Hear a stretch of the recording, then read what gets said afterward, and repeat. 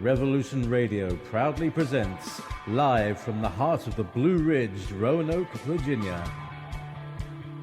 It's the Just Bernard Show with host Bernard Alvarez. Join Bernard as he shares topics that reveal the real matrix and empower your human experience, including world liberty, the esoteric, suppressed technologies, spiritual ascension, and human consciousness.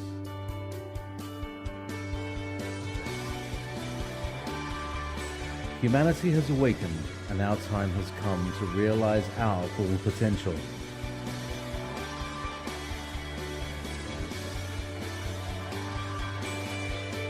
And now, live from the Star City, your host, Bernard Alvarez. Let me tell you a little bit about today. Today we are doing a consciousness talk called Starseeds, Lightworkers, and ETs. And it was very funny how the show came to me. I was actually planning on continuing my Wicca 101 workshop that I was started last month. But I was on my way to, I think we were on the way to Washington, D.C. For Democracy Spring last week. And driving in the car, it was a 4-hour drive, nice road trip, beautiful scenery, going through the mountains of Virginia on the way to Washington, D.C.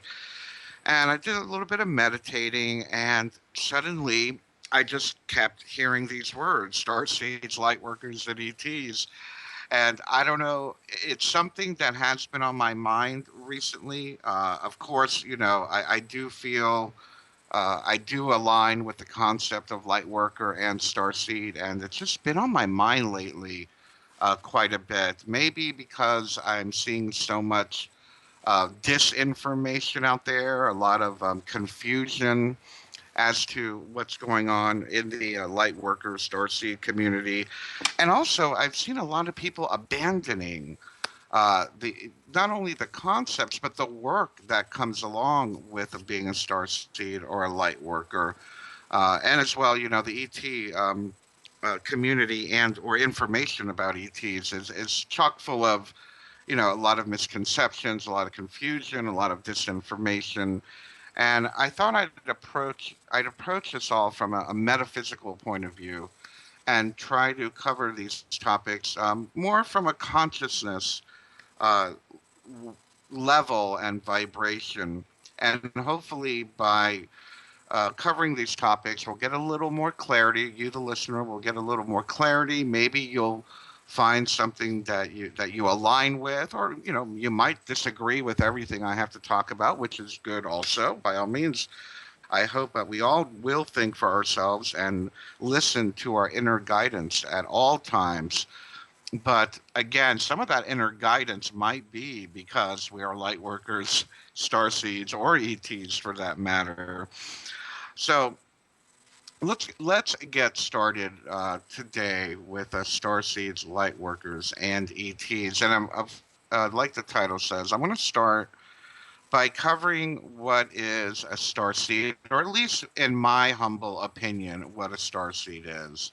I borrowed some of this from several writers around the internet, and they best explained or presented the definition in a way that I felt very comfortable with. So let's start by saying that Starseeds have experienced life elsewhere in the universe.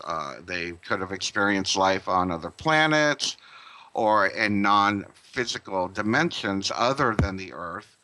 Starseeds may have also had previous lives on Earth. And I love this particular author, and I'm sorry I lost the name along my research, but they break down the definition into 3 categories, and I really appreciate the way that they did this. So let's share these 3 categories of starseeds. So, starting with a quote unquote typical starseed, a typical starseed may have lived 5 to 50 lifetimes on Earth.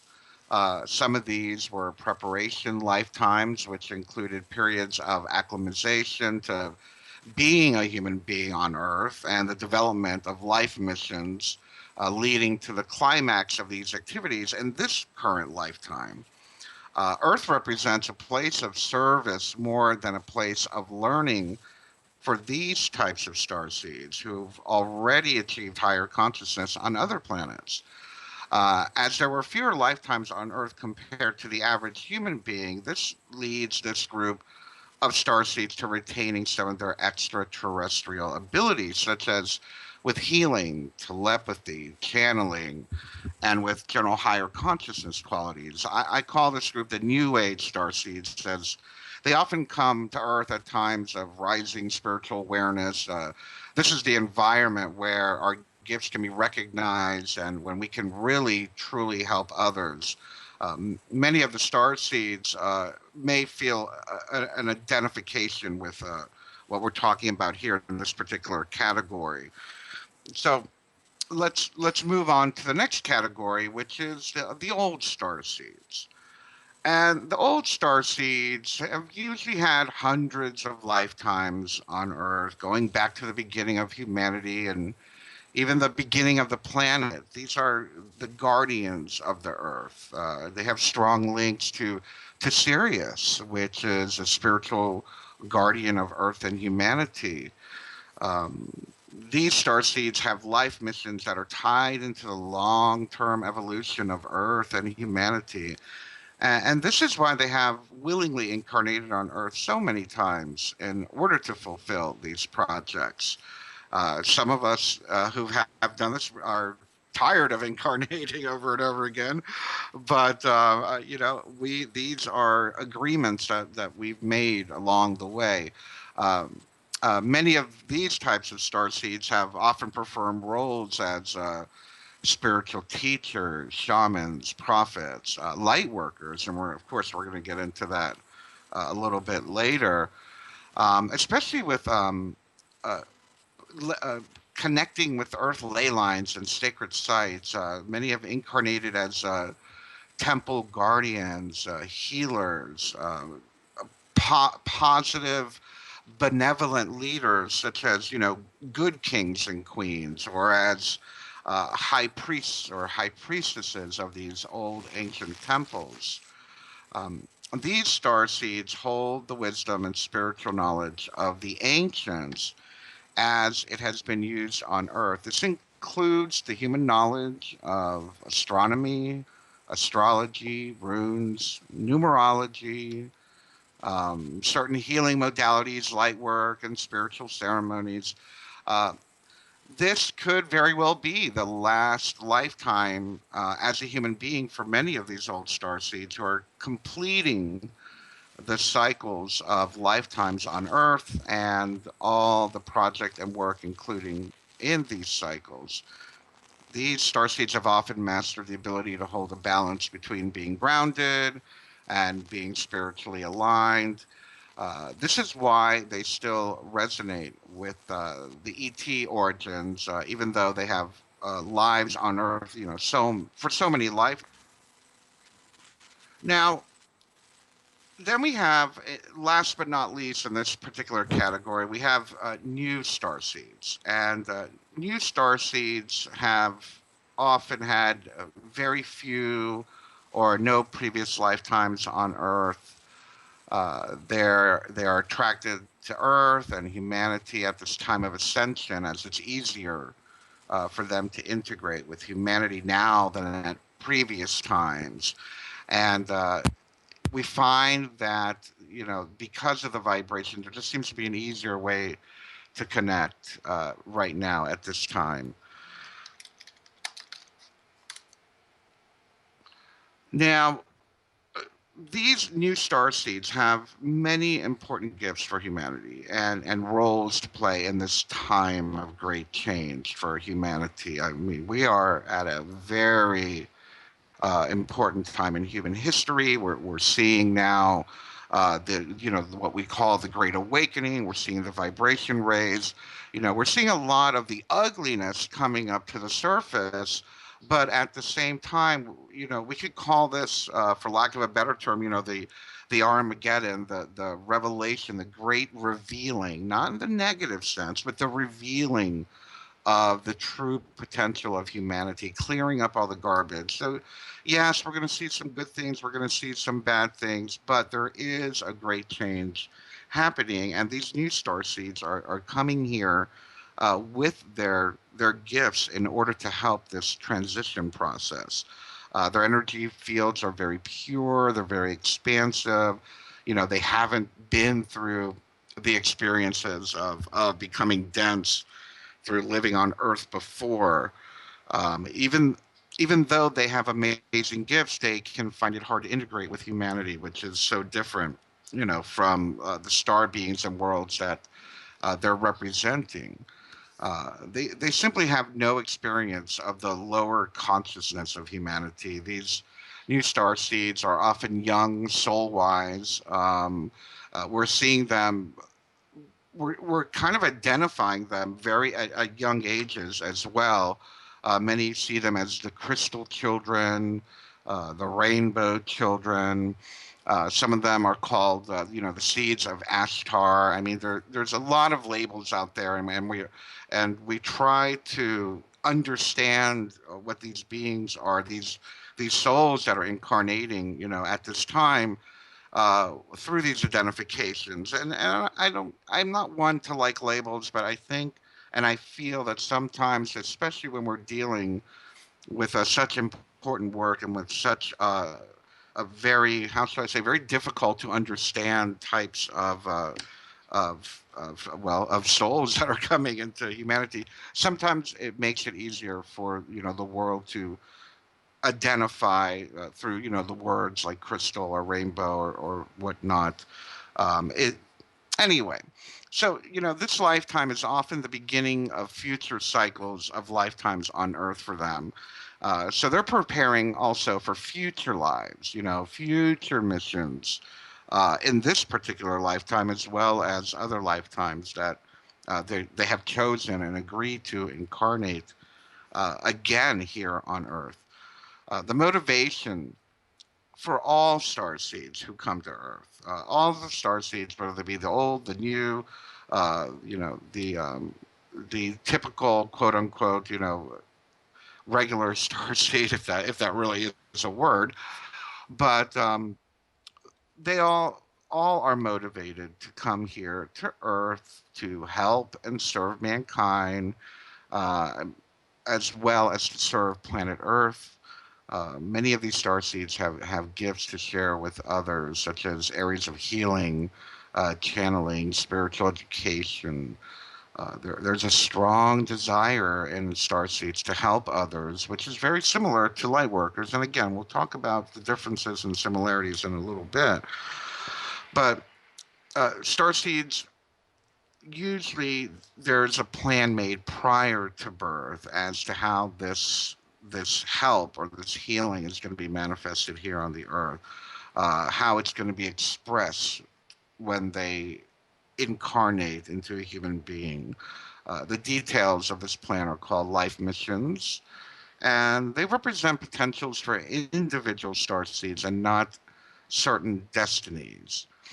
For star seeds, it's important that they reconnect to their star origins and star connections, as this brings them a sense of identity and belonging, which might not be available in this on this planet in normal day-to-day Earth life. There's a wonderful book, and I'm sure many of you who are listening today have probably heard of it, "A Stranger in a Strange Land," which basically talks about this: an alien who incarnates on Earth and just feels so disconnected. And I'm sure many of us who align with this feel the same feeling, like, who are these people around me? You feel like very out of touch, that you are literally an alien on Earth. So there's this longing, there's this need to reconnect, whether it be with like-minded people or with our starseed, family, whether it be through meditation or by having a desire to learn about specific constellations, getting involved in the ET community, trying to learn as much as we can of the different ET races, quote unquote, that are out there. But it's also very, very important for starseeds to fulfill their personal mission on Earth. It becomes almost, I don't want to say impulsive or compulsive, but very urgent. There's this constant need to fulfill this mission. And many of us don't know our mission, but once we know it, boy, it is very, very hard not to focus on that. And nothing really distracts us from that. I was very lucky enough during my experiences with the light beings that I am a part of that family, the emissaries of light, where they literally said to me, Bernard, they didn't call me Bernard, but I was told, you must go back to the planet, go back to Earth, and show everyone the way back to Source, show them their connection. And this was 1992, this happened to me. And it's just been a driving force in my life. And no matter what's going on in my life, whether it be illness. A lot of people know I've had some health issues, and it still does not distract me. It's this innate calling urgency that I don't want to say forces us, but pulls us or pushes us in the direction of fulfilling these personal missions that we have. Not only are life missions the reasons for starseeds being here on Earth, but they also bring the sense of satisfaction and healing that many starseeds are looking for. These are the shared and common desires of starseeds, where the reasons for starseeds to come to Earth involve learning. It is often, to sample conditions for growth and experience that which doesn't exist elsewhere. I remember, in my teens and my 20s, just wanting to experience everything, whether it be the use of drugs or bungee jumping or parachuting or traveling and, having, specific experiences laid out that I just had to do, that I needed to experience. It was a very interesting time in my life. And it's because we can't experience that in other realms or in other dimensions of reality or existence. So some of the common characteristics of all three of these types of starseeds is, of course, we have a deep interest in spirituality. There is an ability to grow spiritually very fast when needed, as if it's been done before. There's this realization that Earth is not their true home. They feel drawn to outer space, the stars, science fiction. Personal qualities such as being artistic, being sensitive, possessing higher consciousness. Many starseeds have difficult and challenging lives, and I talk about this a lot. How many of us who have become on the forefront of starseed lightworker consciousness, the communities, most of us have gone through deep, deep heartache and challenges within our life for some reason. They sometimes have dreams or memories of places not on Earth.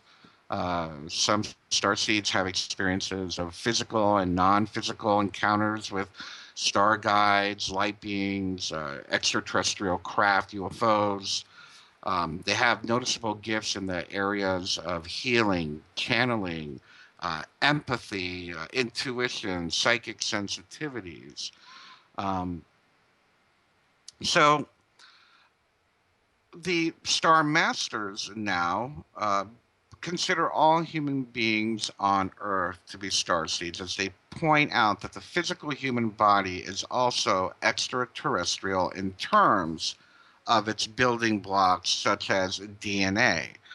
If we think about it, and I believe it was Carl Sagan said, we're all made of stardust. So in one sense, everyone is a starseed. As far as DNA and the makeup of our bodies and how we evolved, but we evolved literally from stardust, every single person on the planet. It's considered that the human body contains Sirian and Pleiadian DNA, as well as from other sources. As such, from this perspective, we're all star seeds. We all come from God, and so there's no difference between us. And so, why are so many human beings on Earth not interested in the star seeds and star master subjects? I wonder.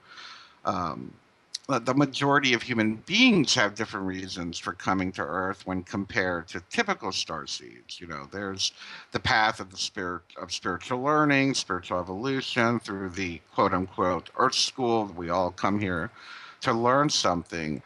However, the density of Earth is such that repeated incarnations here often result in human beings losing their awareness of spiritual realities. The physical plane of Earth dominates the consciousness to the point where they can't even imagine extraterrestrial realities. For these humans, their focus is needed on everyday earthly matters, and this is why they're not drawn to, ET subjects. They need to learn how to master the lessons that the Earth plane has to offer, and this consumes their time and energy. And as such, they are deeply consumed by the illusions of separation, of lower consciousness, and all that, lower vibrational stuff that's here on the planet. In this lost state, ET origins are forgotten. So there's little interest in the subject with these types of souls that have incarnated.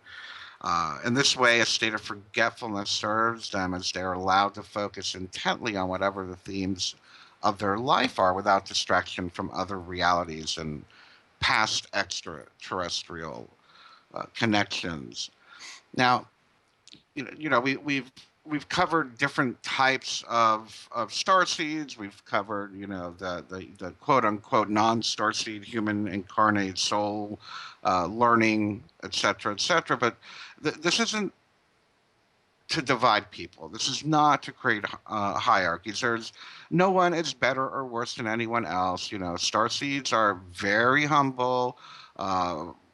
The reality of it is that the majority, including myself, we don't appreciate the gifts that we have. We don't appreciate our abilities. We are very, very humble. And I usually say you can tell the charlatans when they're coming from ego, because this it is very humbling when you begin to identify and connect with your quote unquote star seed or light worker connections and abilities.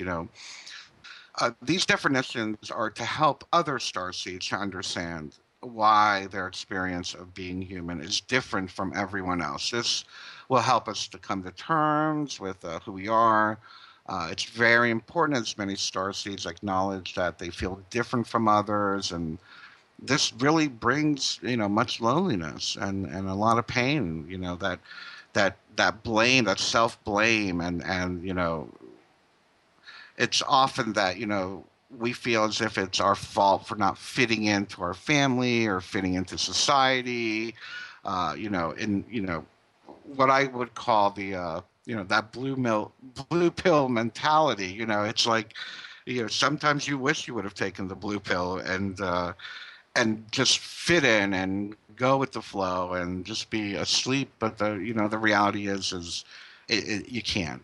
There's just there is no proper fitting in. There is no proper enjoyable fashion of dealing with a society. There's this need to overcome this.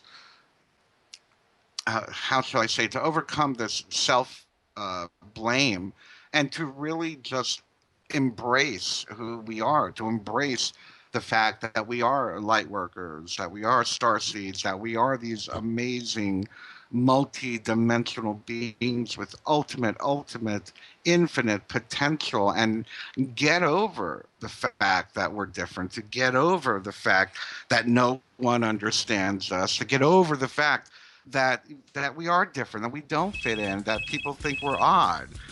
Anyway, we will be right back after this short break, and we're going to continue talking about. And now, back to your host, Bernard Alvarez.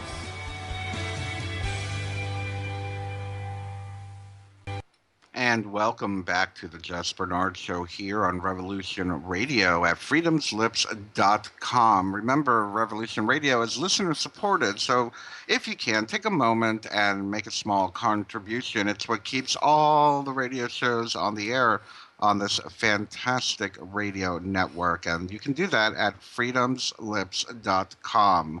Another quick announcement I want to make. I want to let you know that you can now leave me a voice message. If you would like to message me, you can go to my Facebook page, facebook.com/Bernard Alex Alvarez. And there's a tab there now where you can literally leave me a voice message. So I would love to hear from you. Tell me what you think of the show. Tell me what you think of the work that we're doing, me and my wonderful team of volunteers reaching and trying to get this message of one love around the world. Anyway, so back to our discussion today. Let's move on to Lightworkers. And I'm running out of time here, so hopefully we'll be able to get all the information I have prepared out for you today. But with this, as with Starseeds, Lightworkers have agreed to take on a global mission.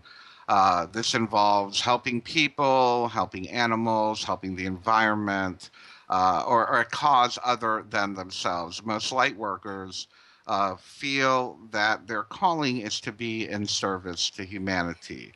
Not everyone has a global mission. Some people on Earth are living here only for their personal growth, and that's fine. That's their role, but some of us have come here with a mission to be in service to humanity. I said earlier today that there will be a lot of overlapping between Lightworkers and Starseeds, and we're gonna run into that here now. Those who have global missions are known as Lightworkers, and we use this to encompass terms like starseeds, like indigos, like crystals. You're a light worker if you feel compelled to help others. You deeply care about the world. You seem to attract people who need help, and most light workers we're very sensitive to the needs of people around us. In fact, sometimes we feel that too much. We're too sensitive. Our empathic abilities begin to absorb other people's energies and other people's moods, and we begin to identify that those energies are ours. We might feel depressed or angry being around depressed and angry people, thinking that it's us, but it's literally our elevated ability for empathy that makes this happen. So that's something that we need to learn to overcome and be aware of. Light workers always feel a sense of purpose. There's something important that we're destined to do in this lifetime. We may not know what this destiny really entails, but we feel it. We feel drawn to this. Like I said earlier, there's this sense of urgency that, you know, uh, like an alarm clock ringing in the pit of your gut, urging you to go, go, go, make a positive difference in the world. These feelings are universal among light workers. Um, Light workers are always making a positive difference. Within our entire lives, we've made positive differences without even realizing, without even trying. Light workers radiate this healing energy that soothes others, and it brings peace, wherever we go. It's because our main purpose is to love, which is something we just do naturally. We care about people. We wish that everyone could be happy. We wish that everyone could be healthy, well provided for. Light workers are givers, which also can be a pitfall, and hopefully I'll have time to talk about that. So, the form that your mission takes is secondary as long as you are extending divine love. In other words, when you think about career, we think about becoming spiritual teachers or healers. The type of work isn't so important, whether we teach or practice Reiki or or become mediums or channelers or healers. If it's done from a place of loving service, everything else is just details. Light workers, like I said, are very sensitive. We're receptive to the energies in any room we walk into. I use the term the woo, and if anybody knows anything about Taoism and the Tao Te Ching, the woo is the energy of any particular place, and we're very sensitive to that environmental energy. A lot of us don't like to be around crowds because of all the chaotic energy. We're attuned to other people's moods and feelings and to environmental factors such as chemicals, pollution, noise. We're very conscious of the presence of healing entities, whether they be guides or angels. We're also very sensitive about other people's opinions, which is very difficult to overcome, especially in today's social media environment. The sensitivity is a gift and a life-saving instinct, but we see our overall personality remains fairly constant throughout our lifetimes. Once a light worker, we're always a light worker. Remember, you're already a spiritual teacher and a healer. You were born one, and you've been practicing this art for lifetimes. This is something that has been going on for centuries or multiple lifetimes. It's innate, it's a calling, and there's just no way to stifle it, even though we can be distracted by choosing other different types of careers or different types of work. The reality is that within, we know that we're light workers. We know that we're here to help heal humanity, to help heal the planet. And we are usually very unhappy when we're not doing that. And I hear those stories constantly, whether it be through the counseling that I do or from the emails that you send me. People are just very unhappy with the work they're doing because they want to be the healer, they want to be the teacher, and we are, and we need to remember that no matter where we are in our lives, all light workers are always teaching. You are always healing, whether you are working at a bank, whether you're working at Burger King, whether you're working as a teacher at a school. Everyone around you appreciates your energy. Everyone around you benefits from your energy and from you being who you are. So remember, you may not be, you may not have a radio show. You may not, be a touring speaker or an author or whatnot, but you're still a light worker and you are helping humanity. You don't need to be, Abraham Hicks, or you don't need to be me. You can do this work just in your day-to-day life by remaining grounded in the energy of being a light worker. And there's so much comparison to Starseed and Lightworker. I really didn't have much more to say about Lightworker. Uh, if anything, I would say that Lightworker is more of an umbrella term that encompasses Starseed, that encompasses Indigo, that encompasses Rainbow Children. Lightworker is how shall I say it? It is a way of being and living on the planet. It is a calling that is innate within us, whereas the other labels are kind of just, trying to clarify what type of, light worker you may be. Now, let's talk a bit about ETs and extraterrestrials. There's so much misconception. There's so much misunderstanding, and how do they fit into this whole idea of starseeds, of light workers, and of this coming change that we're living through? This wonderful, yeah, upheaval. Yes, it is wonderful. There's great things happening. There are horrible things happening, but the world is changing, and the vibration of humanity is being raised, even though it may not look like it sometimes. But we are coming into a new way of being, a new way of living. And as light workers, star seeds, indigos are helping to bring that into fruition, there are positive ETs around that are here to assist us with this dimensional ascension that we talk about.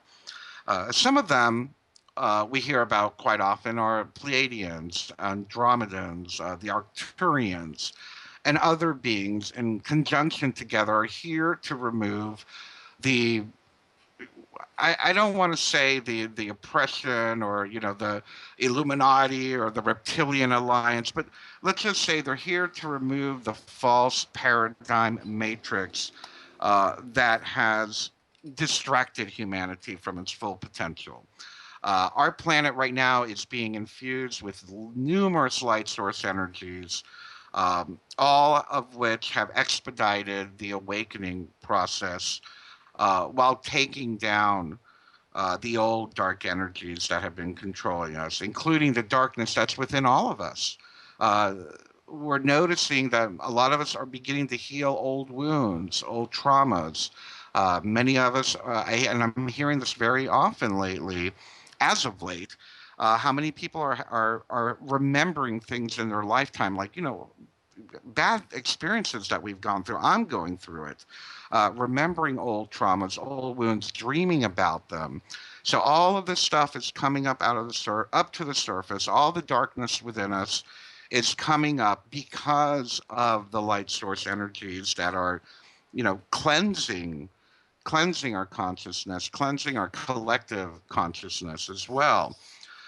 These ETs are helping to take down the old grid, bringing in this new 5D grid that we'll call it a 5D grid that helps us to transform humanity into higher dimensions of consciousness.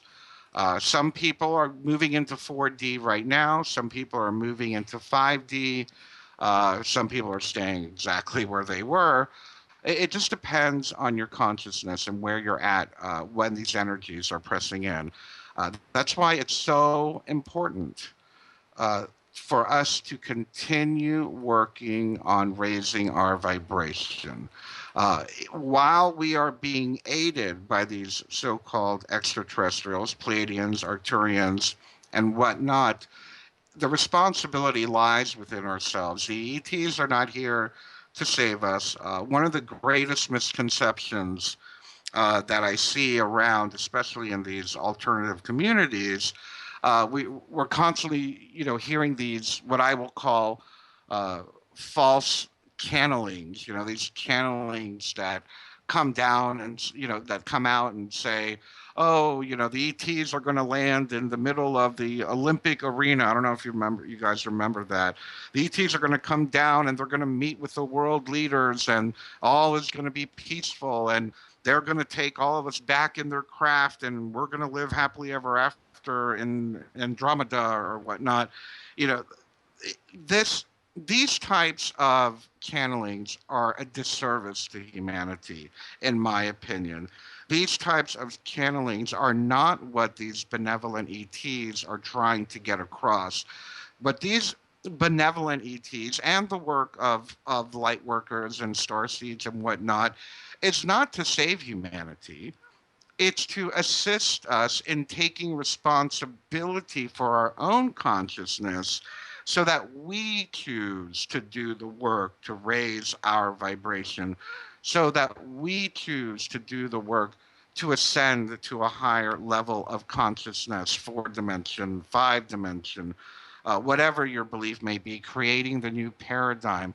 The new paradigm is not going to be one fell swoop and they send this light being or beam around the planet and suddenly there's no more war and everything is beautiful and whatnot. It doesn't work that way.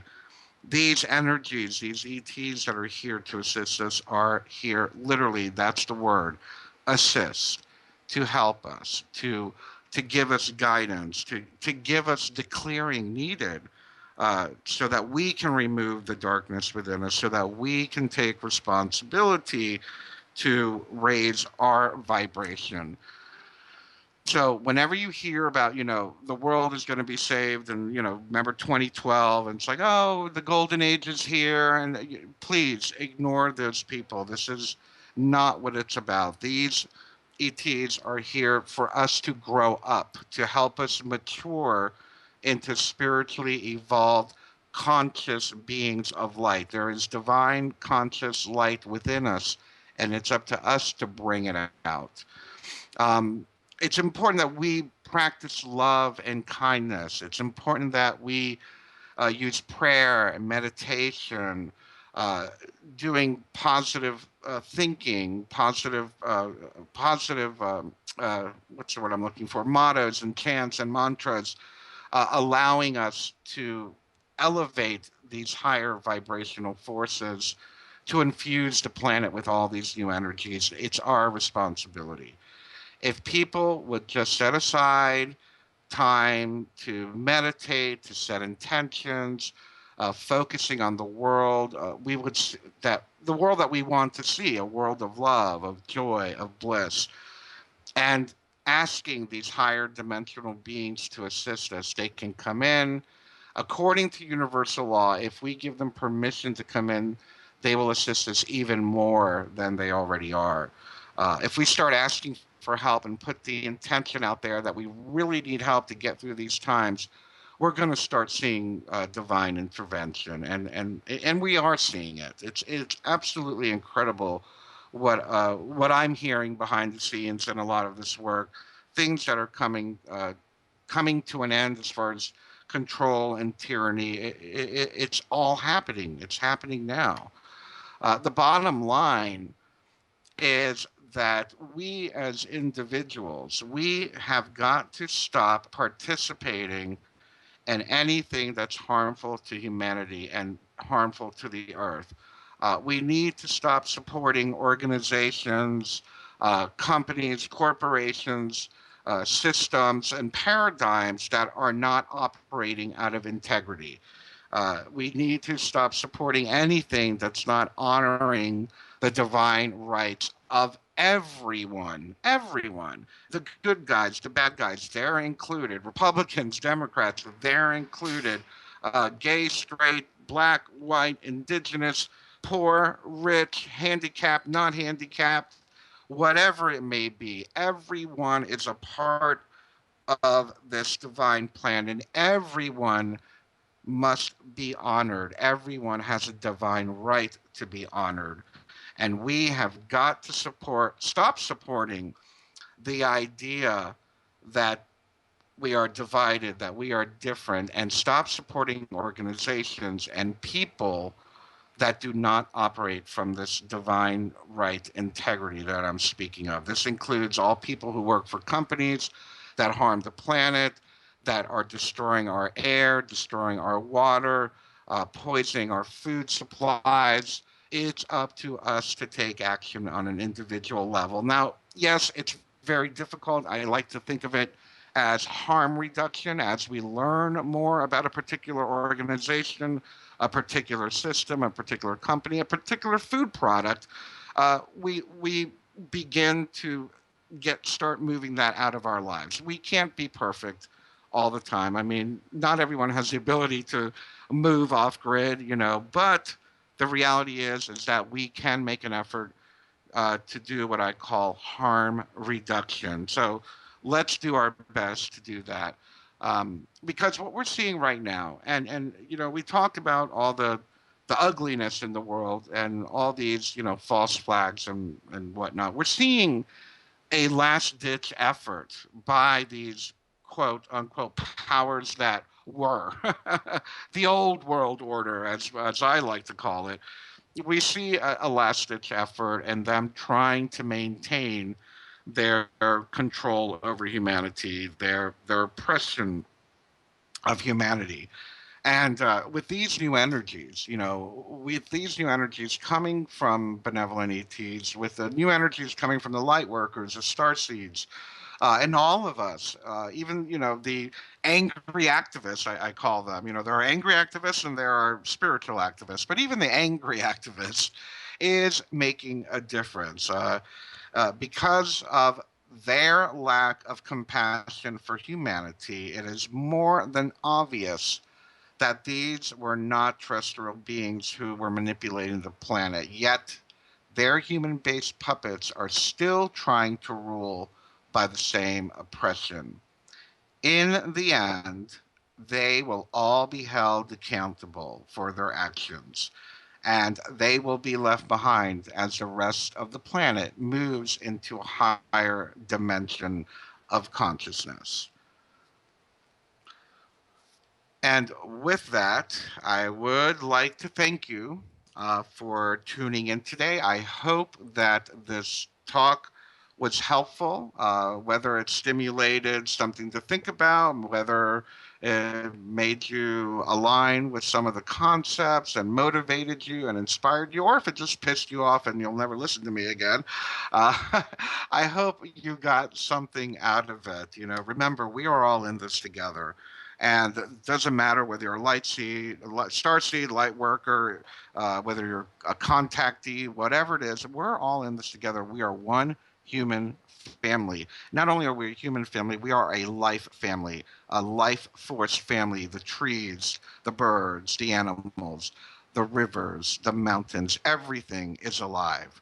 And that life family is one life family. There is no separation. And it is our responsibility to protect our family, to protect all life, one another, one love, forever and ever. Next week, I've got a wonderful show planned for you. Miriam Delicato and I are going to be doing a very special broadcast on conspiracies and the political system. This should be very, very interesting. Miriam Delicato has never really spoken out on politics and conspiracy theories, even though a lot of people have conspiracy theories about her. It should be very, very interesting, and I'm looking forward to that. Have a wonderful week, everyone. I love you very